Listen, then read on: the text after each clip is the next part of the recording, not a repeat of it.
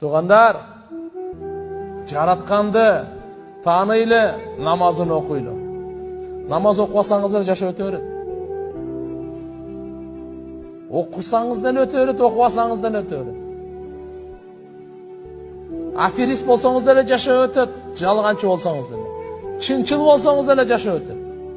Мешітке келсеңіздер өтеді жаша, келбесеңіздер өте береді. Уыру болсаңыздар өтеді. Уыру болсаңыздар өтеді. Tekevер болсаңыздар жаша өтеді. Кішпейіл болсаңыздар жаша өтеді. Tekevерліктің азабы бұл дүниеде дағы, қабырда да, ақыретте де тартасың.